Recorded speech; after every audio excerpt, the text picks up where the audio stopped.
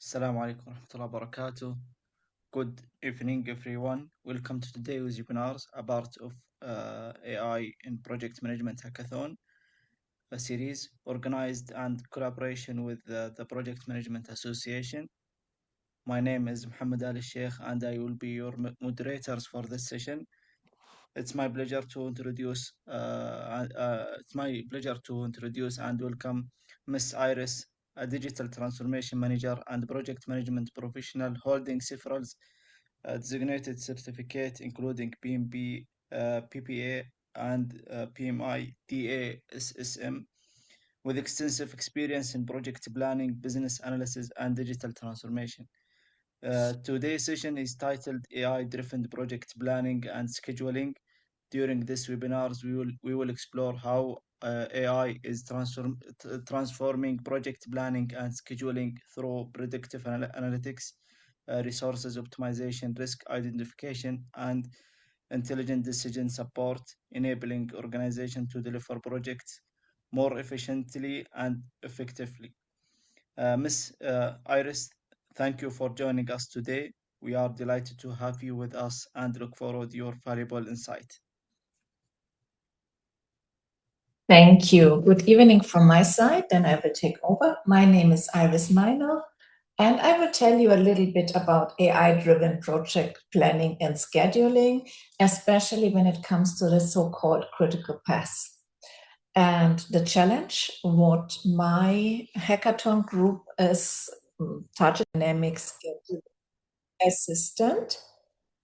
And yeah, so I will give you some insights what we are doing and what it is about and what AI can do to help and assist project managers when it comes to project planning and scheduling.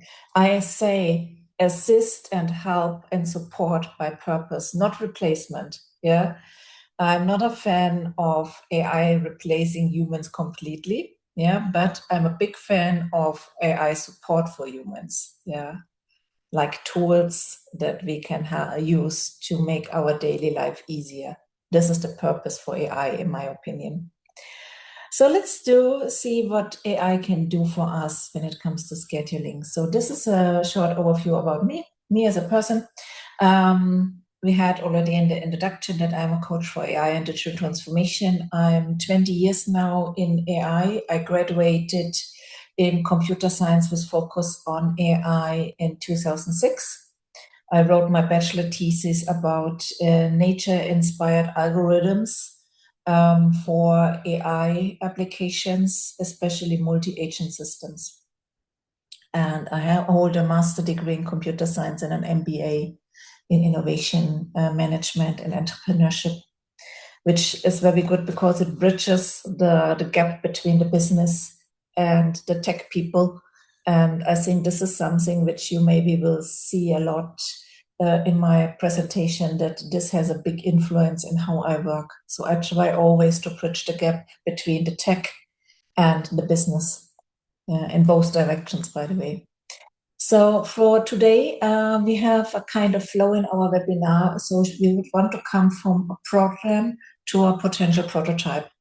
So in my opinion, it's really very crucial to understand the problem properly.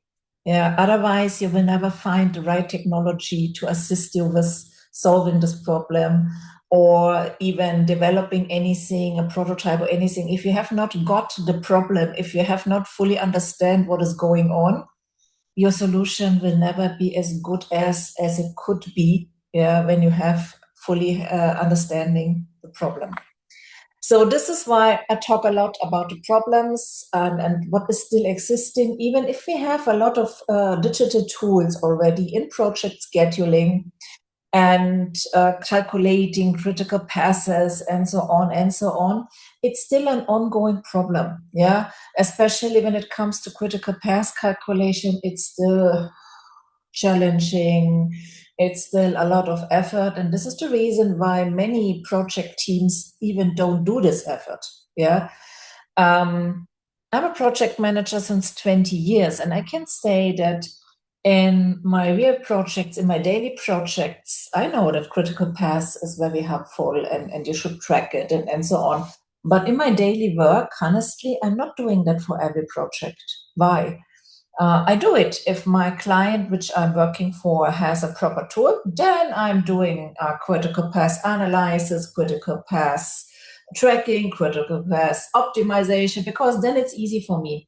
But if I have to do all that stuff by hand, yeah, then this is something which I tend to skip. And I know that other project managers also do it because it's a lot of manual work if you don't have a proper tool which can assist you and support you. So this is a problem which is still existing and which is still something that is high priority for many project teams. So this is why we will look a little bit intensively into this problem. Then, of course, we will talk about the current and the desired state. We will think then a little bit about AI logic, what is it about, what we need to consider if we want to build a prototype. And then we will talk about data, because an AI prototype without suitable data is nothing. Yeah, you need data to run AI successfully. Otherwise, it's a waste of time, effort, and money. Yeah. So we will talk about data too. Then we will go into the expected outputs. So what should come out? And of course, the mentorship approach. And as you already see on the structure, of course, it is a presentation today, which is focusing in our AI hackathon, which is currently ongoing. But I think even if you're not participating in the hackathon, there's a lot of interesting content for you when it comes to project planning and scheduling, but also how AI can support humans on that. And what do you have to think about when it comes to data for such AI tools? So even if you're not participating in the hackathon, I think it's a very useful session. So let's deep dive a little bit into this problem of or challenge of project planning and scheduling. So schedule delays are very stressful for the business. They can have a very high impact on the business. There are different impacts on that.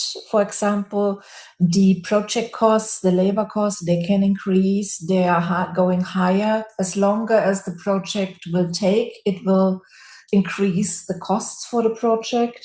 So it's a cost factor, yeah. For one time, what I have to pay, but also on the other hand, what I get, yeah. Because, for example, if I try to develop a new product and my project, which I want to bring on the market and sell on the market, every day I'm not on the market selling that project costs me money. Yeah. It's not so obvious, but there are costs. Yeah. And not only money, but also business benefits. Yeah. Maybe I'm in a race with my competitor who is first and bringing that product to the market. And then, it's more than just revenue that I will lose if my schedule is delayed. Then we have also contractual penalties. Yeah.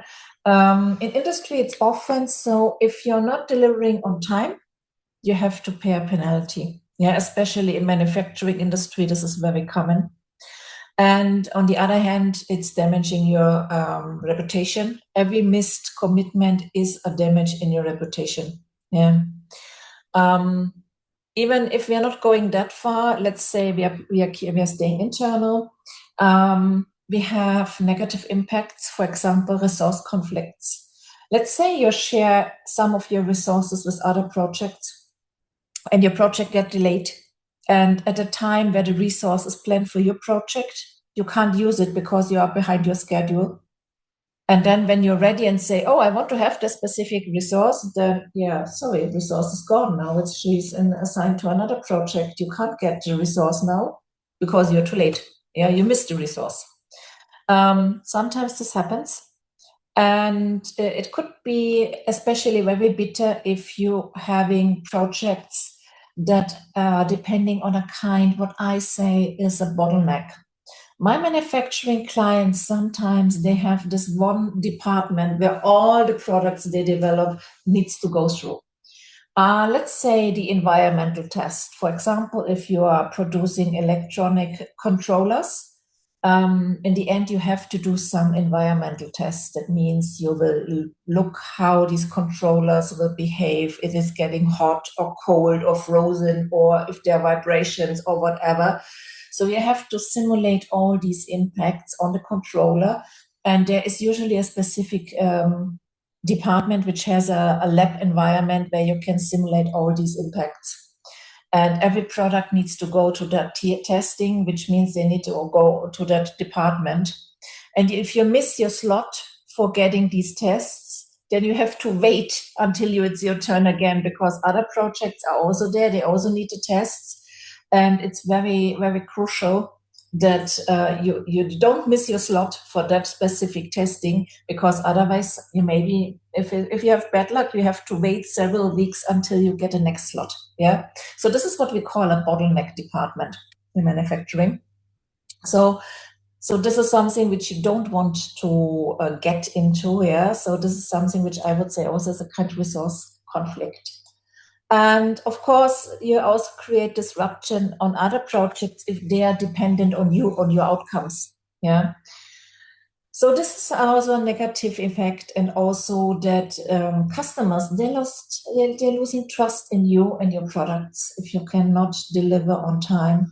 So there are a lot of many negative impacts which coming by delayed schedules. And sometimes, even if you are working long time as a project manager, we don't have these business impacts in our mind, because we just see our project and we don't think about a bottleneck department or what does it mean for the management if they are not on time on the market or anything. Yeah, but we should have this consequences of schedule delays always in our mind and give it right priority. So when we can say we are talking about the problem definition of schedule delays, we can say the schedule is not just a timeline which is delayed or on time. It's more kind of a decision model for your scope, your time, your resources, your risks, your commitments. Everything is dependent on the schedule. Yeah, your scope is dependent on the schedule. If you're delayed, you maybe can't deliver the full scope. You have to reduce the scope. The resources, we have already talked about resource conflicts, about bottleneck departments. Risks can increase, for example, if you are in a business which is depending on seasons because of weather and you get delayed.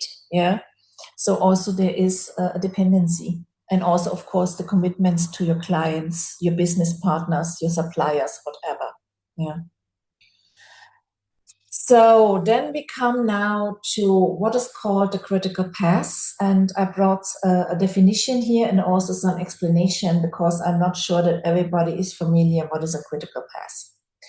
So when we talk about a critical path, we can say if we have a network diagram of our project schedule, which includes all the work packages of this schedule, then we can say the longest path from project start to project end, this is the critical path.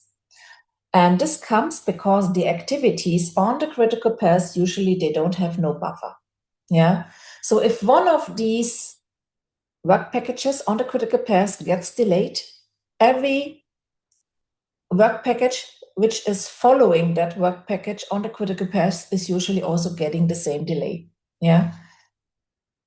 So every little postponement, every little delay on the critical path has a direct impact on all successor work packages. And this makes it sometimes a little bit complicated to calculate, especially when you want to calculate the impact of a delay on the other work packages, and you have a very large project schedule with several hundred work packages, and somewhere in the middle there is a delay, and then you have to calculate what will be the impact on all following work packages, and you have to do it by hand. It takes you a long time. Yeah.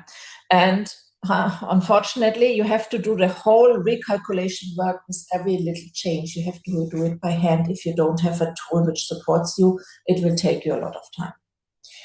So I have here a very, very basic schedule plan, a network of work packages. It makes it look a little bit strange to you, but this is how I personally teach the critical path to my students. And what I do, I use a very simplified notation here to make it as easy as possible for them to learn how to calculate manually the critical path. Yeah, because I always say that they have to learn how to do it manually. Yeah, because then they are independent from tools, and then they can do it with all the tools because they will understand how it is going. Yeah, but first they have to learn manually. And what we have to do is we have to do a forward scheduling, which starts here at the project start and goes all the way till the end of the project.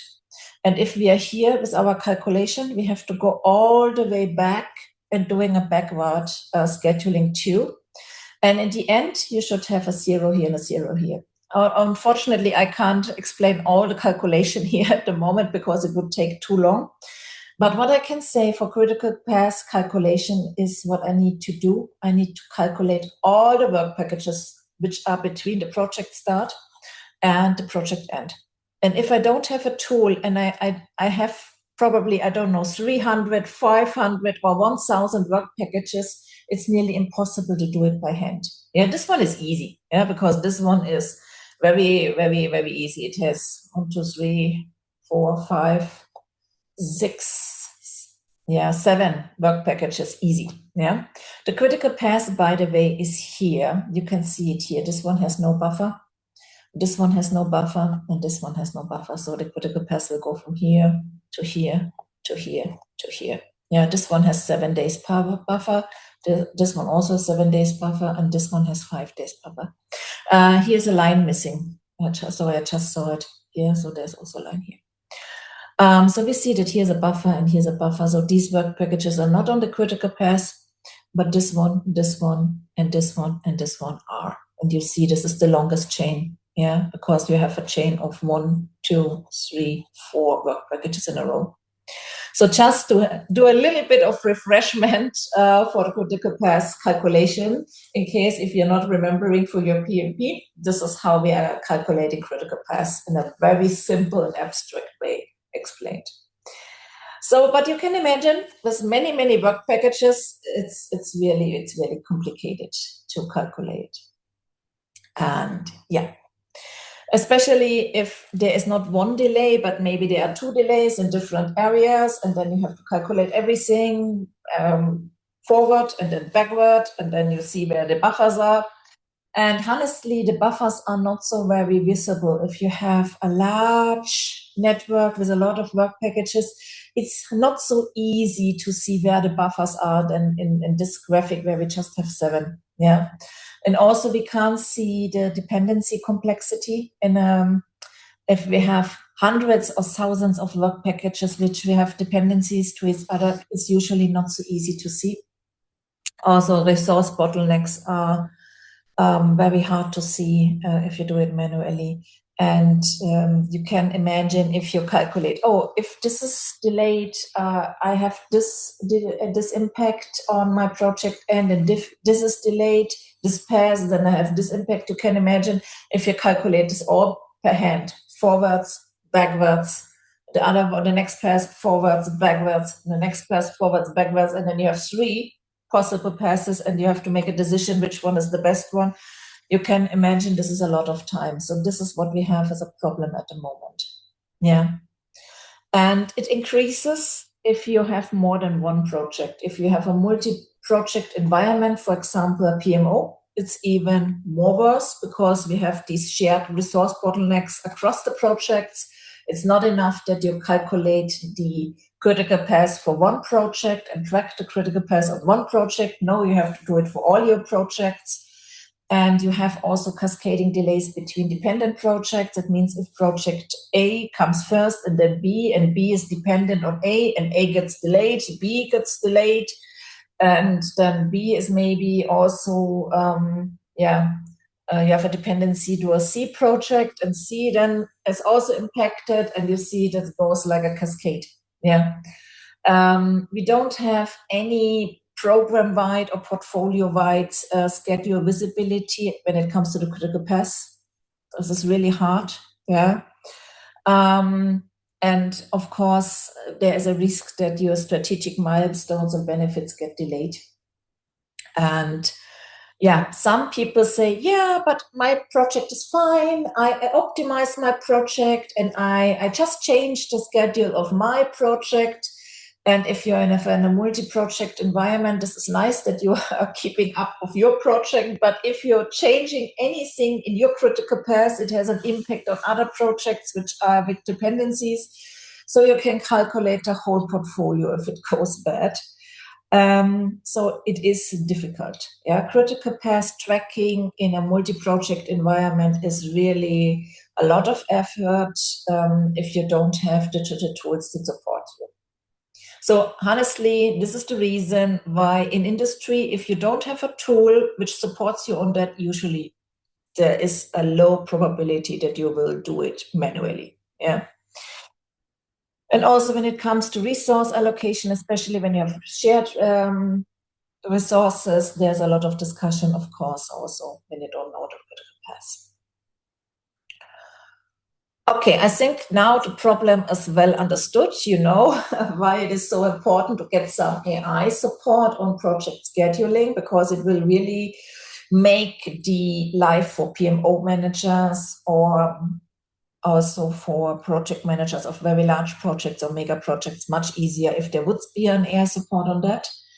And also we have a kind of chain. The later we detect a delay, the more risky is the impact. Yeah. So it's better to discover delays as soon as possible so that you have a chance to react on time. And this is something what AI can help you. AI can monitor and track all these critical paths, especially if you have a multi-project environment. It can do the tracking for you, and it can raise an alarm and say, hey, there is a delay coming in one of your critical paths, and it has this and this and this impact. Yeah. So this is something which can help the project manager to do the right judgment, to select the right response. Yeah. And especially project planning and scheduling is a very, very good use case for AI support, because we have so much data, yeah, and we have so much calculation which is needed for the critical path. This is something where AI is strong, and it can help us a lot, yeah, to make these dependencies visible and to do simulations. Where is the impact if I have a delay here, or if I change anything here. Yeah, and the classical tools that we had that could calculate, for example, MS Project, Primavera, they helped us a lot with calculation of the critical path, but they could not run on real-time data. Yeah, and especially, for example, in industry, manufacturing industry, I do a lot with manufacturing industry. Real-time tracking, real-time data is key. Yeah, they are doing the analysis permanently again and again and again. It's based on real-time data. Yeah, the data is not 3 weeks old. It's maybe 20 minutes old. Yeah, so it needs to be recalculated permanently with this real-time data. And this is something which the classical digital tools were not able to do. So we can say a schedule can be mathematically correct, but if it's calculated, I don't know, 2 days before or 1 week before, then it's maybe already too weak to be something which helps me with my decisions. Yeah, because for many decisions, what I do, especially in the manufacturing industry, where we have a lot of decisions, they involve a lot of money, a high budget. We need real-time data, and we need to decision now on, and we have to make it on the data which is valid now, and not what is 10 days old or 2 weeks old or 2 days old. Yeah.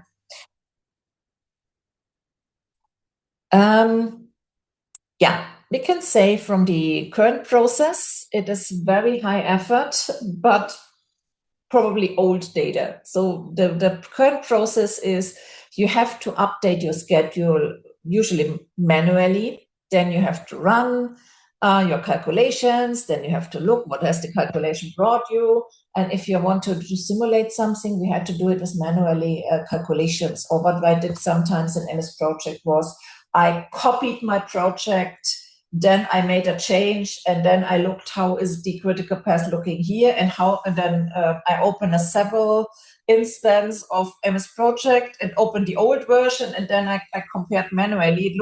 It sounds very strange, but yeah, this was how I worked in many years. Yeah. And it would be so much nicer if I press a button and this comes out by my own. Yeah. And then I have to think, when I have my simulation, then I have to think about my mitigation. And usually I have to do it per hand and have to think about, oh, what can I do? Yeah. And if I want to simulate several scenarios, usually I have to calculate them. Yeah. Also, I have to all calculate them manually and then compare. Yeah. As I said, copying a project and open 2 instances of MS Project, it was already cheating. It was not the way how it should have been done from the thinking at this time. Yeah. So when we don't have alternatives, when it takes too long to calculate this, usually you don't do it. Usually you're not calculating all the alternatives you have. You are calculating maybe 1 or 2, which is maybe not enough to find the best way to handle this and the best alternative way. And yeah.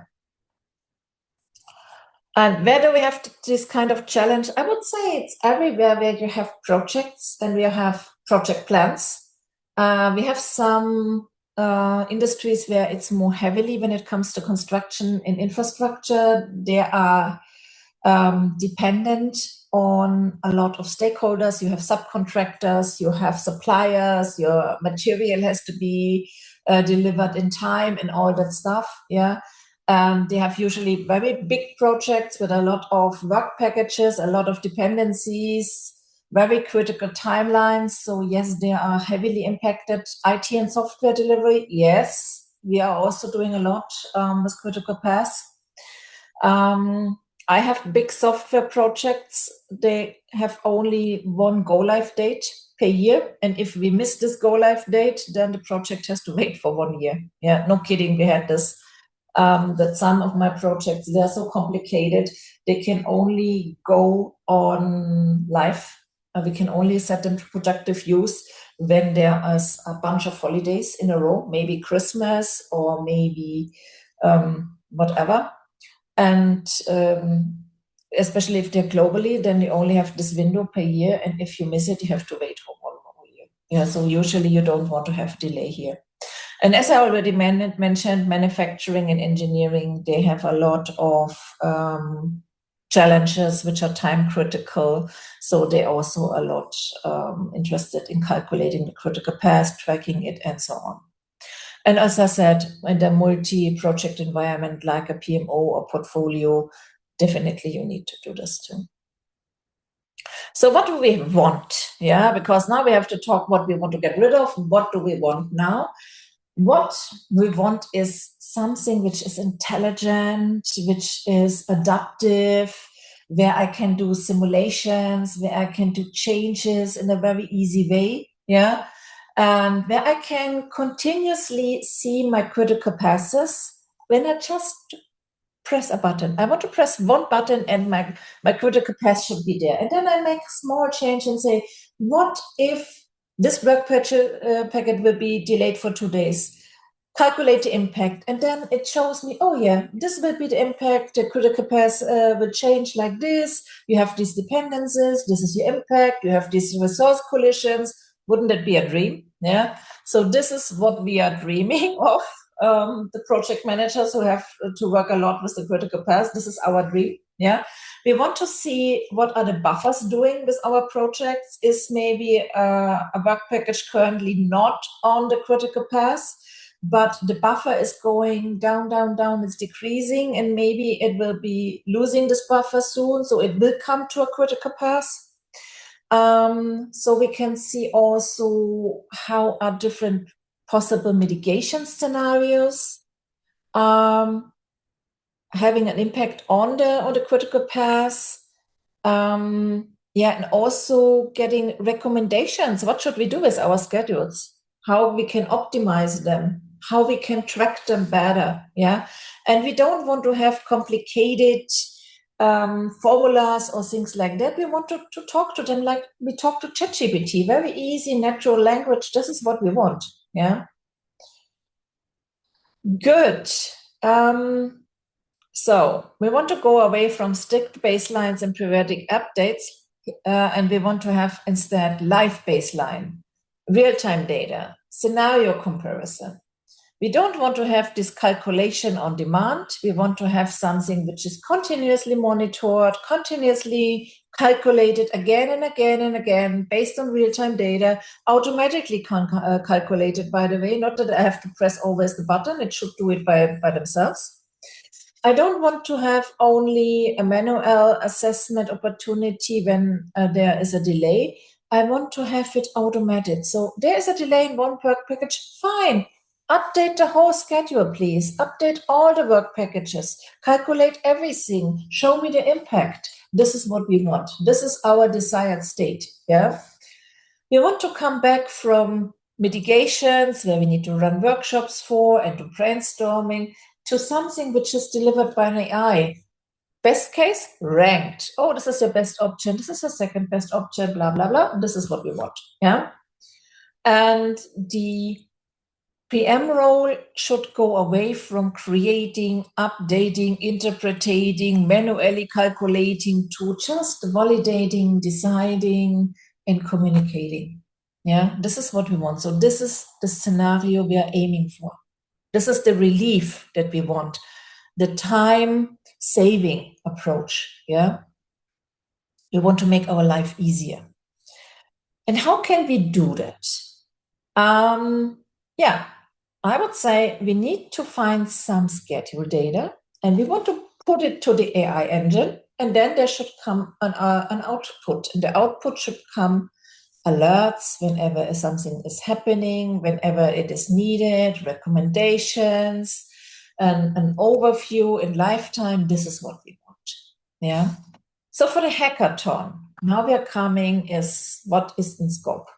The critical path and everything what is near critical path should be visualized. You should give us a delay impact simulation. So what happens if this work package is delayed? Show me the impact. And you should give me ideas how I can solve this situation, how I can mitigate this. Best case, prioritized. What we don't expect from you as a hackathon team is that you do an integration with MS Project, Primavera, or whatever. This is too complicated. There's no need for that. And also perfect forecasting models trained on real enterprise data. This is a little bit too much. Yeah, there's no need for that. I will give you an insight in data in a few minutes, but please, it doesn't have to be perfect and super duper forecasting. It would be great, but it's not what the world should aiming for. Yeah. And you should not do automated decisions without PM validation. Yeah. The human should be always in the loop. Keep the project manager in mind and think always about how you can make the life easier for project managers, PMO leads, program managers. Keep this in mind. You don't want to replace them. You want to make their life easier. This is the goal. Yeah. And now we have to come a little bit more technical because I should tell you also what kind of AI you need and what is the technical background to achieve all this. Yes. And then you have to think about, what kind of AI is there and what do we need and where should we go? So descriptive view says what is happening. So this is your current critical path, your current near critical tasks, and your buffer erosion. Yeah. So, and then from there, this is what you have. You want to come to a predictive view. What may happen next? This is a big question. Yeah. And it's a useful question because we said later we see what kind of delay is coming up or what challenge is coming up, desto harder is the impact and maybe also the cost. So we want to know upfront what may happen next. So what about the milestones? Yeah, will one of the milestones slip? Are the dates valid for the milestone? What is the downstream impact? Are there any risk hotspots hidden somewhere? So this one we want to have. And then there is another perspective, which is the prescriptive perspective. What should we put into our consideration? What should we consider? Different scenarios, different mitigation trade-offs, priority action, what we need, what is around of our project. Our project is not an island, yeah? There's a lot of things happening around. And when it comes to logic, AI logic, then there are different ways where you can go. I would go and start with the simplest thing, which is a rule-based engine. Yeah. I don't want to go to all these words on the right side. It's more focusing on the left side because we don't have the time for everything. But I would start with a rule-based engine and thinking about which rules we need and so on. And from there, we can come to a predictive layer. Yeah. There we can think about what impact analysis can we do and so on. And if you are familiar with your predictive layer, then you can think about a prescriptive layer. Yeah. Think about mitigation scenarios, for example, or trade-offs or whatever. And then if you have this achieved, then I would think about agentic. Yeah. What is the agentic assistant? Don't start with the agentic assistant. Yeah. Start with rule-based. Yeah, rule-based is not so much AI, by the way. Rule-based was something we did in IT a long time ago. Yeah. Then predictive, then prescriptive, and then agentic. Yeah, this would be the order I recommend to think about when it comes to your prototype. And for the data, we also have to think about data. If your prototype doesn't need to run on enterprise data, please never put any confidential data in your prototype for the hackathon. Yeah. Use synthetic data, use simpler things, but what we need is a task ID. What we need is a task name, a short description about your work package, a duration, which is the planned effort, the planned time. What you need is a predecessor, which means the dependency to the work package before. Start, finish. Yeah, you can go with a calculated dates or whatever. And progress, how much is already completed? Is it 100% complete, 50% complete, or status? Yeah. Resources, which roles do you need? Which equipments do you need? And is there a risk? Do we have already a known issue? Yeah. So do it really simple. Think about what tasks you need. How long do these tasks take? Think about the dependencies. First comes A, then comes B, then comes C. D and E can run in parallel. This is dependencies. Then finish your baseline and then think about what happens to your project schedule if there's a delay somewhere. Yeah. And of course, it would be great if you are going for your baseline, calculate your critical path. Yeah. If you do it by hand or with a tool, it doesn't matter.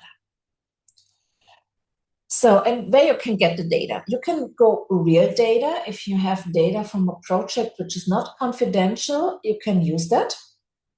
But as I said, never put any confidential data in your prototype, please. Yeah. If you have something which is real, fine. You can go for synthetic data. Yeah, that means you can create your data in a synthetic way. Yeah. And you can also go for simulated scenarios where you think, okay, the AI should build a simulation and simulate data or something like that. Yeah. So I would say for the hackathon, what I would recommend, go for a synthetic schedule, make a baseline of that schedule, and then think about how you can simulate some disruption scenarios where you have delays. And then also think about assumptions or, what you can go. Yeah. Think about situations that could happen in projects and makes assumptions and then simulate your scenarios, what could happen to your schedule. I have to speed up a bit, I think. Yeah, look at your quality data. Yeah, think about a unique ID, check your dependencies. No dependency loops, no loops in your schedule, in your network schedule. What else is important? Milestones should be there. Yeah, and if you make any assumptions about your scenario, please document these assumptions.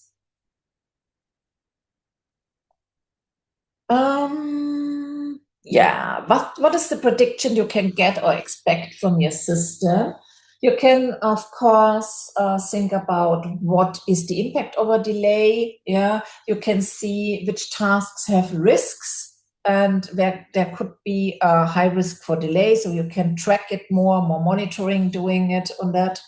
You can do forecasting. Yeah, so what is the expected completion date or completion range if the condition is changing like this and this and this?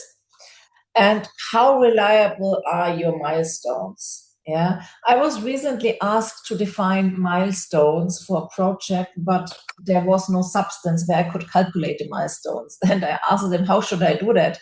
And they say, yeah, just define them. And I said, what should I do? Should I pin them on the wall and then go with an arrow and just go blindfolded and put there anything and then see where it landed, or what you're expecting? Yeah.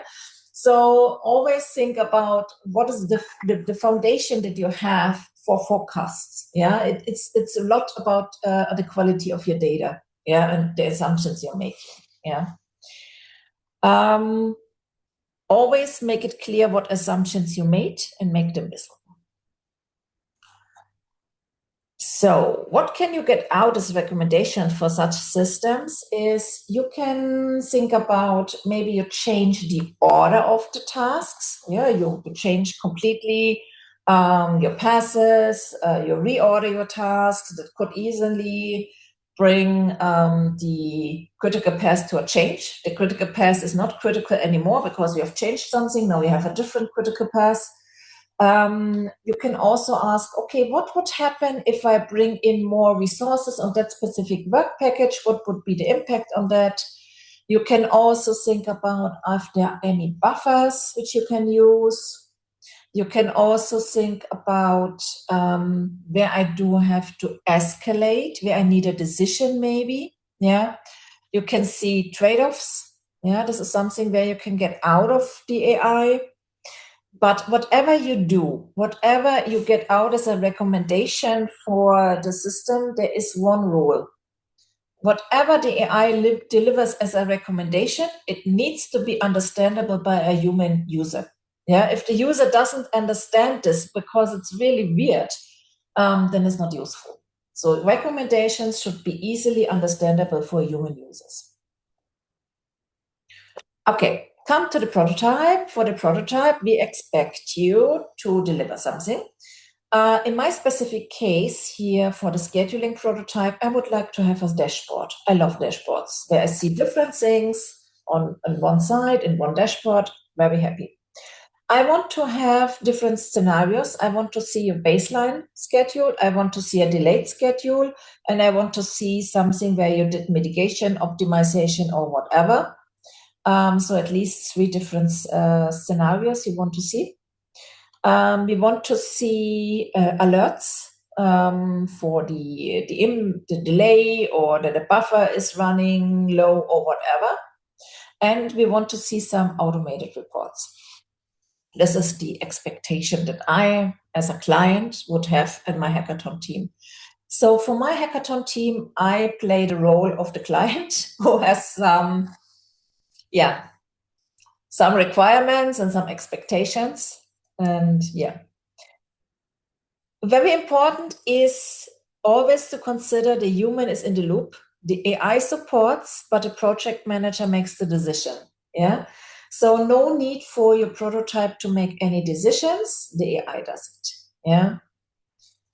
So if you do assumptions, show them your confidence level, provide explanation why a specific task is critical, say what is a fact, what is a forecast, what is a prediction, make it clear, yeah. Highlight if you have any issues with your data quality, yeah. Say that, okay, I have calculated that, but the data was not the best because we have these and these limitations, yeah. And always go for human validation, for recommendations, for decisions. Always humans should be in the loop. Yeah.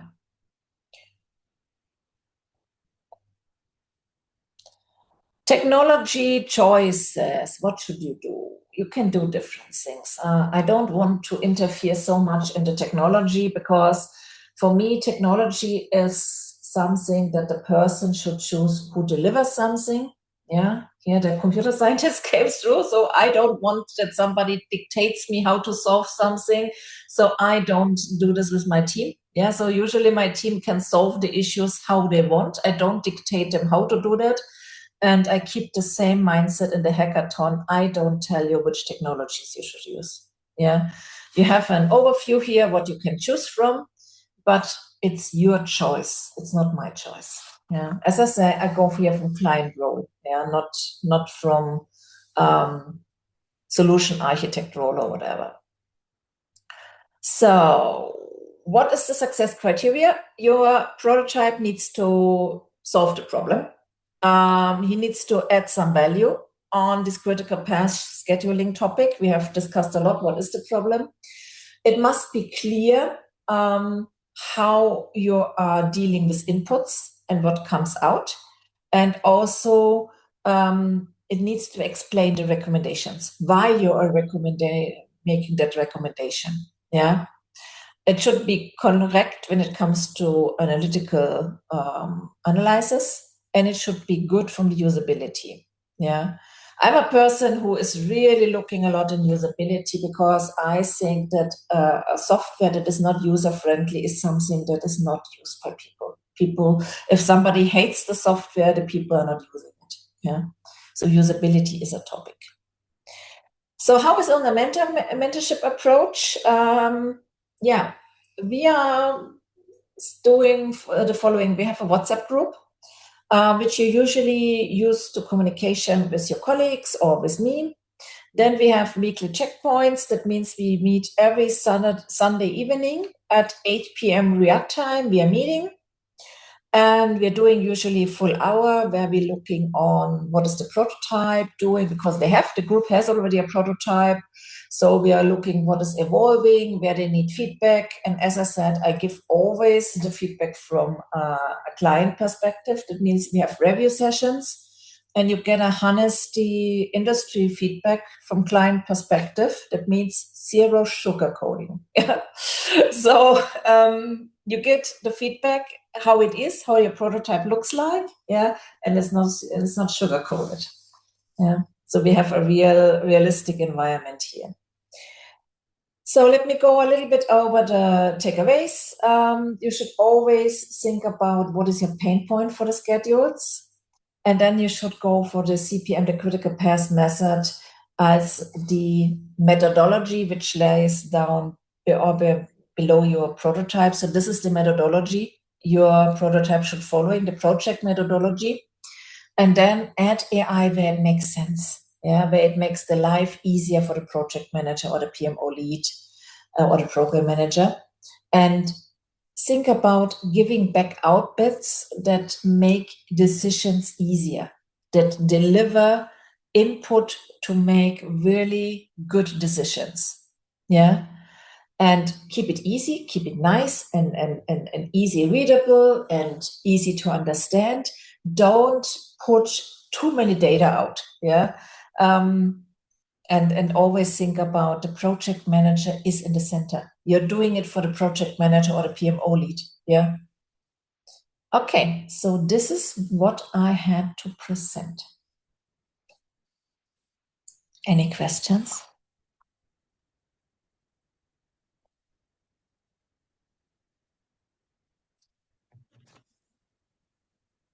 Thank you, Miss Iris, for this insightful and engaging session.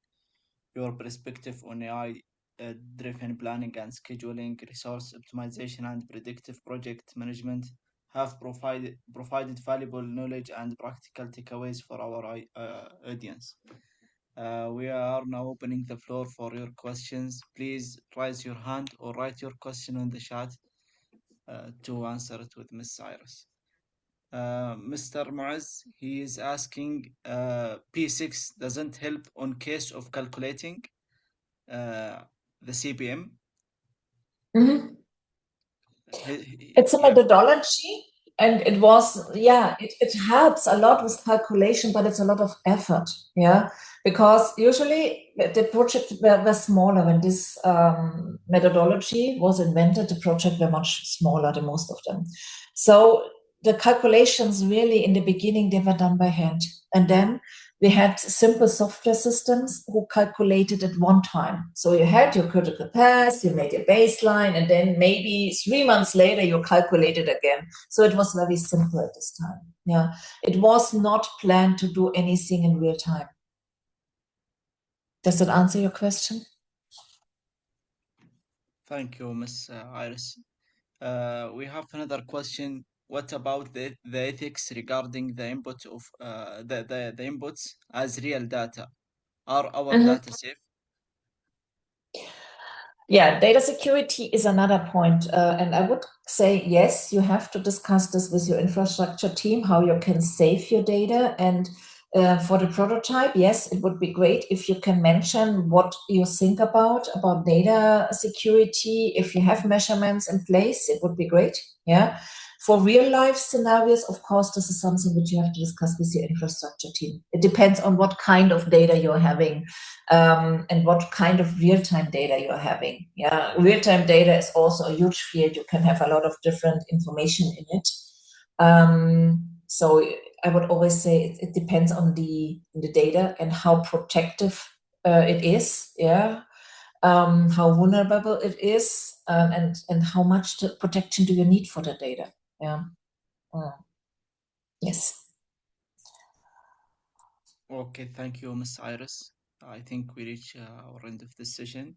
On behalf of the Project Management Association, we sincerely thanks you for sharing your expertise and experience with us today. We would like also to thank all the attendees for their participation and engaging through this session. We hope today this discussion has inspired new ideas on how AI can enhance project planning, improve predictability, and drive better project outcomes. Thank you once again, and we look forward to seeing you in our upcoming webinars and events. Have a wonderful evening. Assalamu alaikum wa rahmatullahi wa barakatuh. Thank you. Enjoy your evening.